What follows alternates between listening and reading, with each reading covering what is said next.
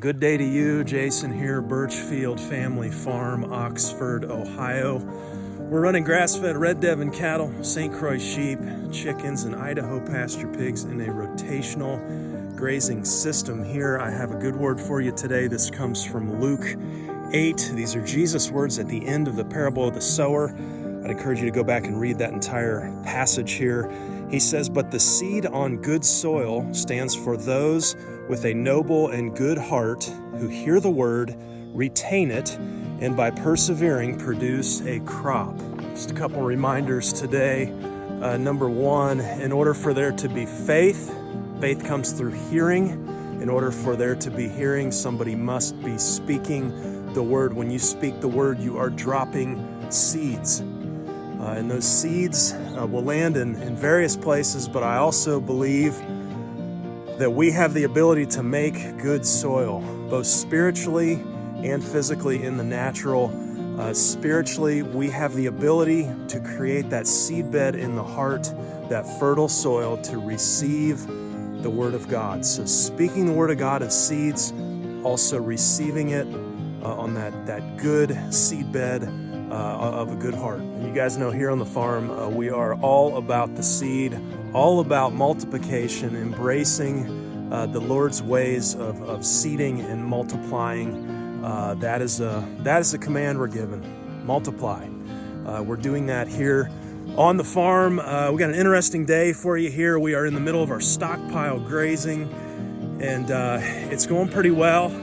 Turn you around here, you can see everybody's lined up here. They're ready for a move. We're trying to do this stockpile, move these fences every day around the same time at mid-morning here. And we're a little bit past time today, so let's get out here. Also going to be talking about just a bit on the numbers side with this stockpile grazing and what we're seeing so far. Let's get out here in the field. You can see our fence. Now this fence on the right here kind of runs up around the paddocks. We're attaching to that with this fence on the left here. That fence on the left runs all the way down over 500 feet. So every day I'm out here, we're just moving the fence on the left, moving that to the right. And so they're lined up, they are ready.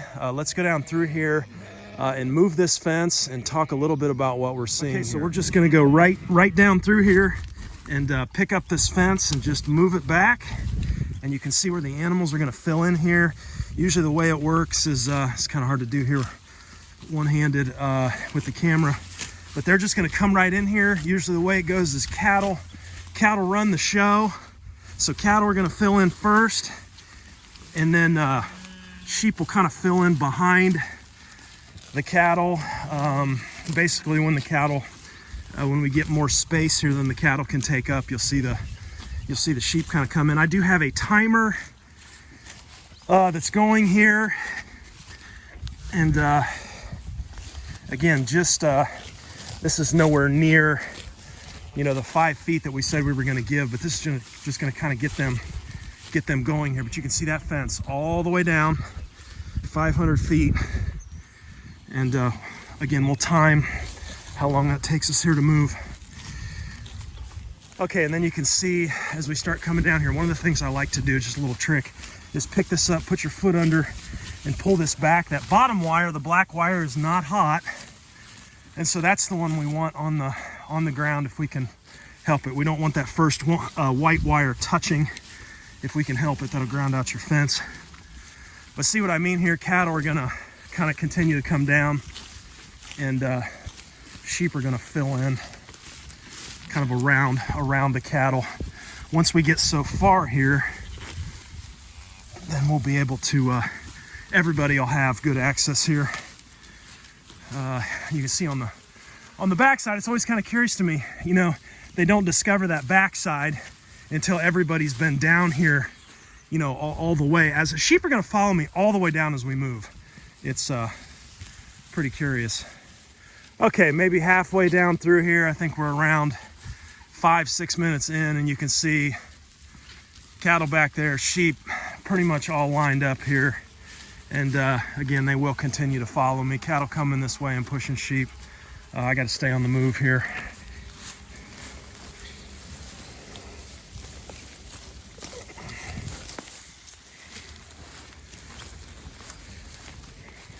Okay, and then about 3/4 of the way down here, I did not check the clock, but yeah, you can see them just getting into it here.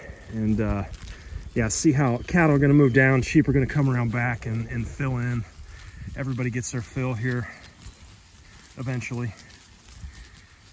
Okay, moving up the hill here, about 8 or 9 minutes in. You can see we don't have a whole lot to go yet to the fence line back here.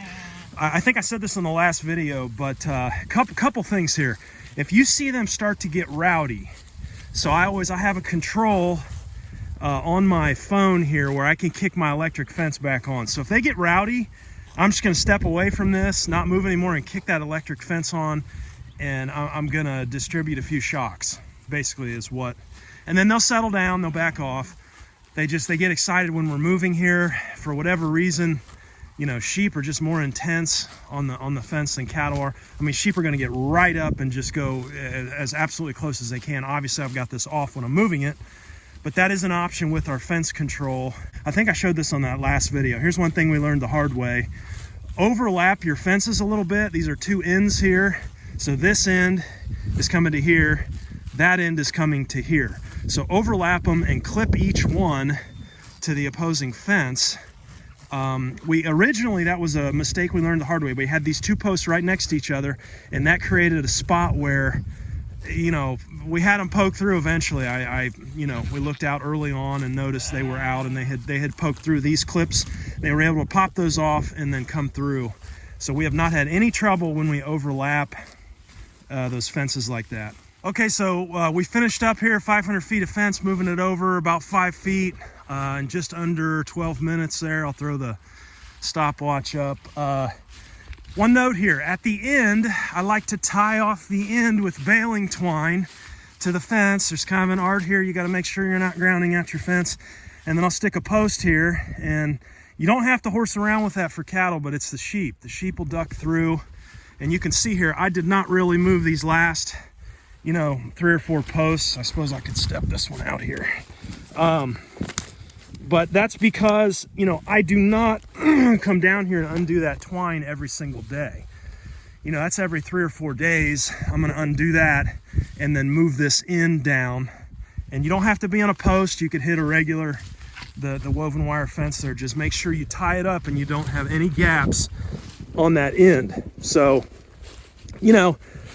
accounting for the days where we have to horse around with that, let's just say 15 minutes is pretty accurate. Okay, let's talk things that we like about this system. Here are the things that I'm seeing.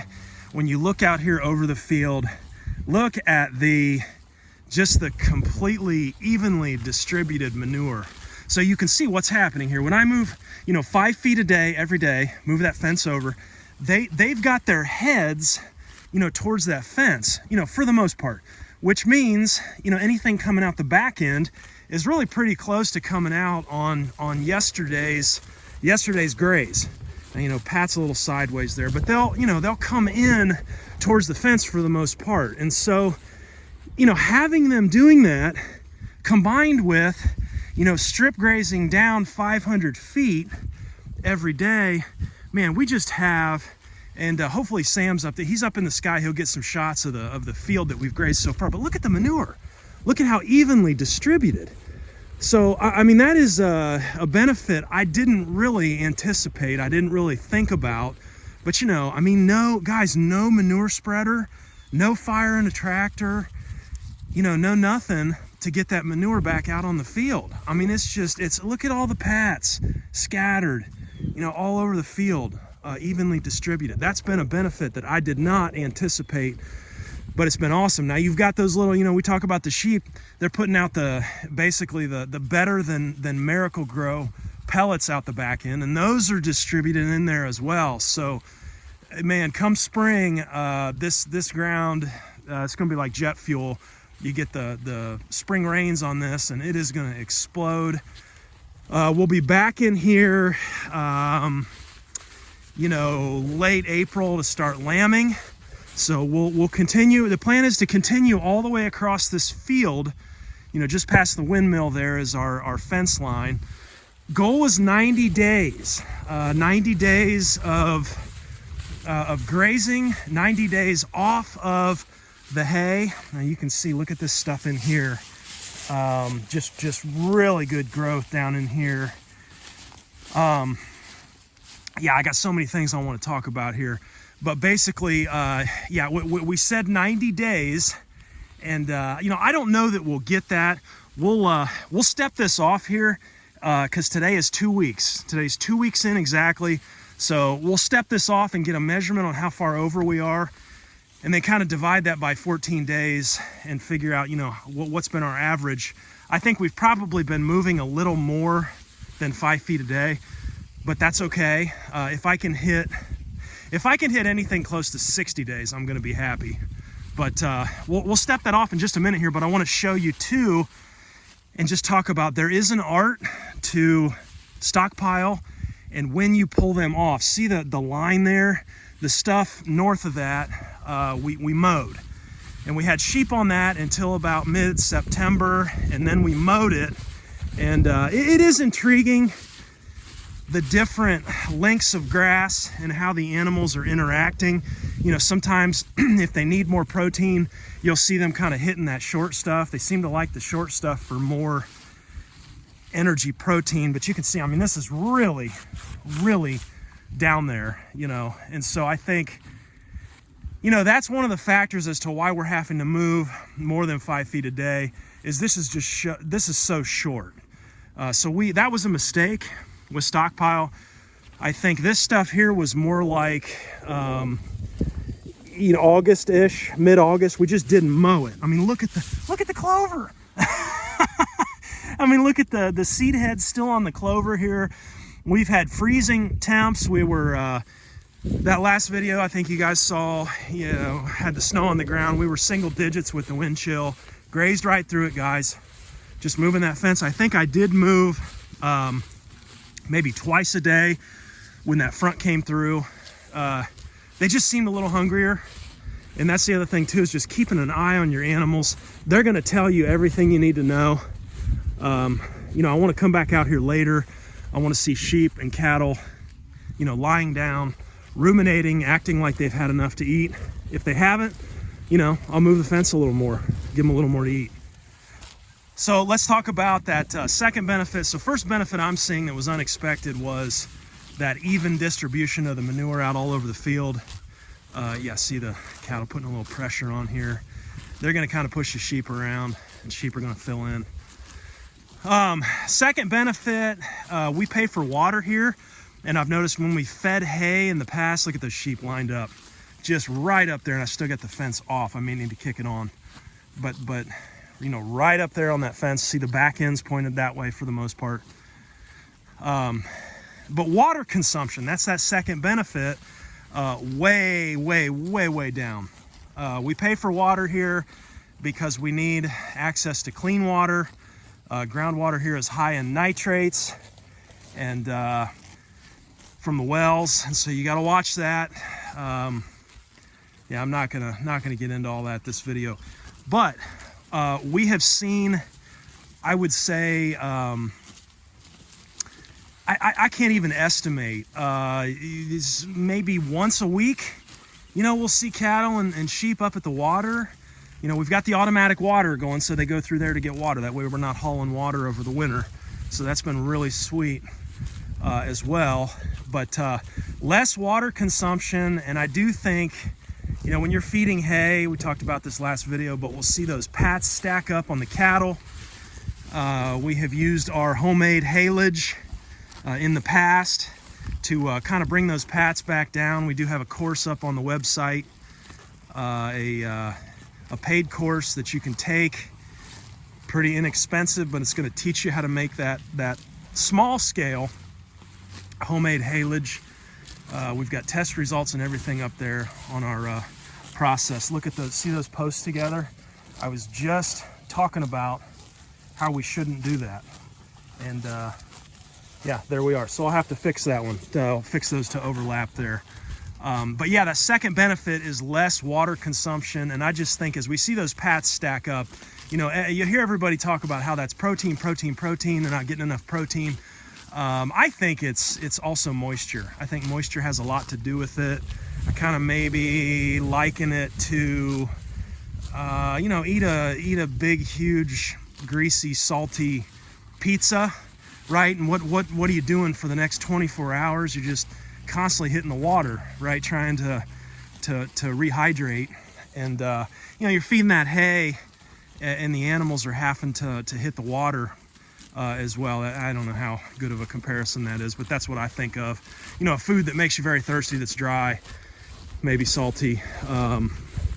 Anyway, point is, way less water consumption, and as a result, I think keeping them grazing, keeping them on forage that has moisture is much healthier for the animal. And that brings me to the fact too that I don't know that I've ever seen our ewes in this good a body condition coming into breeding. We'll start our breeding season here on the ewes right at the end of this month, probably Black Friday to December 1. Right in there is going to be our when we start our breeding season. And we do sell registered St Croix sheep, all grass fed, no chemicals, no nothing. If they can't make it out here, they're not a fit here. And so very grass hardy genetics here on our St Croix, and we do sell registered breeding stock. So get a hold of us if you're interested. I can get you information on pricing and availability. We should have quite a lambing here in the spring, especially with how healthy these guys are looking here. None of that, oh, what do they call it? Flushing is the term. Is that the term? I think where they, you know, you're going to increase the nutritional feed, you know, that you're giving the sheep right before. But none of that. These guys have got to perform on grass. And grass alone. You will see a few, I've noticed, with dirty behinds. We have our free choice mineral program out that helps them balance out on that. But with this stuff being this wet and this green and this high in nutrition, that does not concern me at all. You know, some people get really crazy about sheep with a dirty rear end. It can have multiple causes for that. It's not always, you know, coccidia or something bad. It's matter of fact, most of the time it's nutritionally related. So, you know, they probably could benefit a tad from some hay. I'm not putting hay out though. This is working to a T for us. So recounting here, that even distribution of manure, less water consumption, just a healthier animal with the graze that we're getting. We're keeping them on the move, you know, so they're getting moving around, getting exercise, not cooped up in a barn over the winter here. And then that third benefit, and this is not an exhaustive list here, but basically, you know, obviously it's your lack of hay usage or consumption. Let's just talk about that just a little bit. If we've got close to, what do we have here? 50 plus, over 50 head of St. Croix sheep in here and 10 head of Devon. Now, a few of the Devon are a little bit smaller, you know, calves this year. But if we said, you know, just to make it easy, 15,000 pounds of live weight animal, we probably don't have quite that much in here. But, you know, dry matter per day, we're looking at 3% of that. 3% of that live weight per day in dry matter would be about 450 pounds. If we go 60 days on this graze, that is at 450 pounds a day, that's what you're saving in hay. That's 27,000 pounds of hay over 60 days that we will have not fed. So let's break that down. 13.5 tons, we're paying roughly $100 a ton in hay. Now that's for the huge round bales. So you've got to have equipment to move those. You know, those 1,200 pound round bales, 6 foot diameter, huge round bales. And that's just going to be the cheapest hay option that we can get. Now, if you're feeding square bales, the numbers I'm going to give here are going to be about 2.5 times what I'm quoting. So at $100 a ton, 13.5 tons, you'd be looking at $1,350 we will have saved. If it takes me 15 minutes a day to move this fence on average, once a day, 60 days, that's 15 hours. I believe if my math is correct, guys, that's like $90 an hour, okay? $90 an hour. Now, we don't use hay rings. I've got some cattle with horns, and I'm not getting rid of the cows with horns. Emma there is my best. 14 years old, drops a calf every single year, raises it up, weans it. She's out of that Rodakawa Devon line. No way I'm getting rid of the females with horns. I won't run a bull with horns. Steer maybe, but not a bull. But Em's thrown a couple of calves here. There's one here, joy calf, just a beautiful, beautiful animal. Anyway, I'm not running hay rings because of those horns. Okay, I'm not gonna fire a tractor to feed hay. We've got a hay setup where we've put hay out in the past. And the point here is that 450 pounds of hay, again, I'm not cranking a tractor and taking that stuff out. I'm not even sure my tractor's big enough to lift a 1,200 pound round. I don't think it is. So we're cutting those down. We did a video on that, on how you can cut down a big 1,200 pound round and feed it out day by day. But putting out 450 pounds of hay by hand, that's no small task. And so, would your back rather move a fence? Would my back rather move a fence for 15 minutes a day right down the fence line here, or chuck out 450 pounds of hay? So everybody that wants to whine about, oh, you're out there every day moving a fence. Well, we're out here every day putting out 450 pounds of hay if we're not moving a fence. So pick your poison. I would much rather be out here doing this. Look at the pats she just put out. Good golly. Is that amazing or what? I mean, right on the money, guys. Right on the money. It's exactly what we want to see. Okay, so I stepped this off here. I'm on the other side of the fence now, looking at what they have grazed. So I kind of came down, midway down, because I think we're a little bit closer to the fence this way on this end than we are up here. I think we're a little bit further apart. So, it's going to vary a little bit, but basically I got 106 feet kind of here in the middle. 106 divided by 14. We're at about 7.5 feet per day on average that we have moved. So 7.5 feet per day, if we said we have, we've got 500 feet down this way, but if we also had, north and south is the way that white fence is running, but if we also had it east to west, 500 feet, which we do, that would mean about 66 days of grazing that we're going to get here. And again, healthier animals and a $1,300 to $1,500 savings, amounting to a pretty good hourly rate when you break down the time and the labor required. So anyhow, this is working out. I know one thing I didn't show, I showed it on one of the past videos, but just past the pile there, going through the gate and around, there is an automatic water. And it's one of those Ritchie Thrifty Kings. Love that thing. Don't haul a drop of water to any of these animals all winter long. It's phenomenal. Buried water line. Concrete pad around it. If you can swing that for winter water in my area, that is the way to go. A little more expensive, but to me, worth it in the long run. The other thing I think about too is with these animals self-harvesting, grazing, keeping them grazing. We've kicked around that stat before. Jim Garish says harvested forage on average is 4 times the cost of grazed forage. I think it's probably more than that. I mean, when you just sit back and think about it, you've got tractor to make hay. You've got tractor, you've got disc bine or some kind of a cutter, right? You've got the tedder, you've got the rake, you've got the baler, you've got some kind of a skid steer or an implement to haul your bales, right? Or wagons or whatever, and then you bale all this stuff up and you take it to its destination out of the weather or whatever, and then you've got to break it all down and feed it back to the animals. I mean, it's absolutely nuts kind of when you step back and think about it, but you know, a lot of us are just like, well, you know, that's the way dad did it, or that's the way granddad did it, or, you know, it's just so convenient. And so I'm a big fan of, you know, if we're going to change the conventional ways or the conventional system, then, you know, we need to come up with ways that are more convenient, that actually work. And I would like to think, you know, we're only a couple weeks into this, but it is working for us.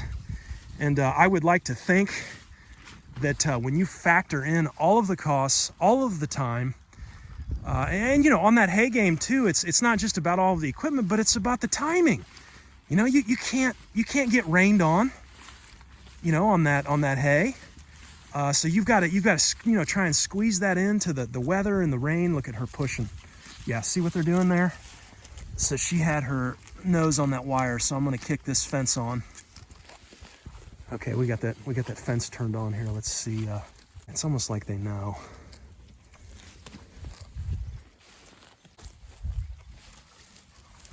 Bam, got her. See? That's exactly what we want. That's what we've got to have. That you've got to have a hot fence, and you've got to have them getting regularly zapped. Just what I think, and somebody will ask, I think it's a 3 joule charger is what we got. It's nothing crazy, but that is that's hot enough to run this whole thing here. Yeah, I mean, look at them. Look how close. It's like precision grazing. We're gonna graze right to the wire. I don't know how they do it.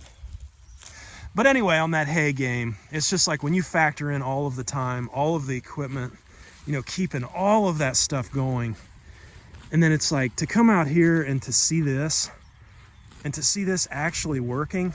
Now, granted, you know, the trade-off here is, you know, we know now we've got to pull animals off, I would say no later than mid-August,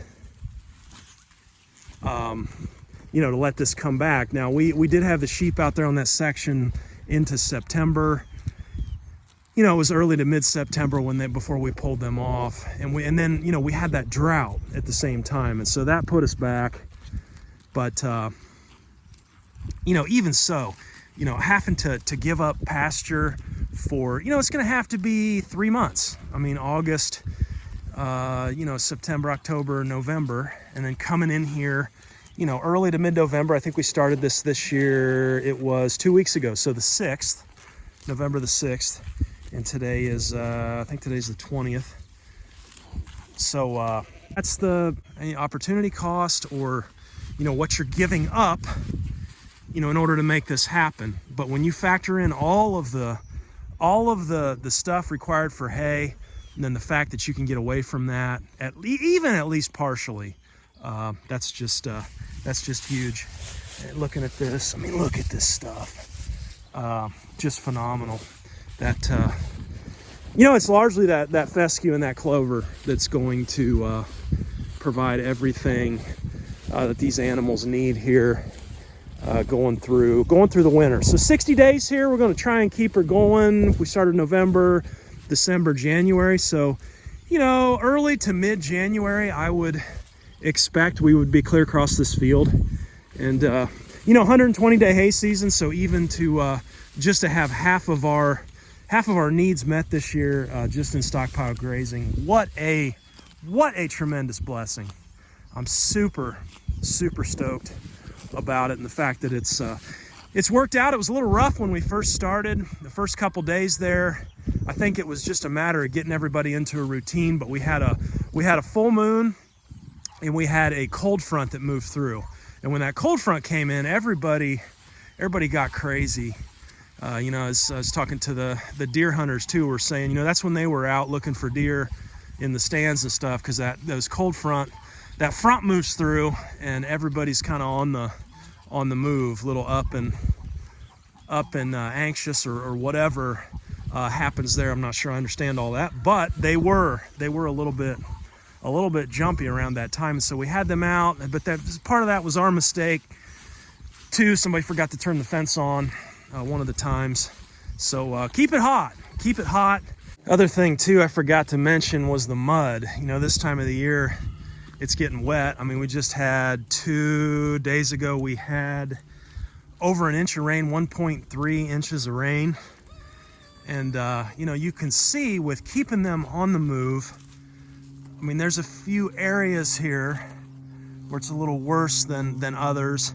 Now up there where everybody's gonna come together to traffic through the fence for the water, that might be a little bit of an issue. But here in the field, I mean, you can see because we're moving them every day, keeping them on fresh stuff, there's really not a whole lot of mud.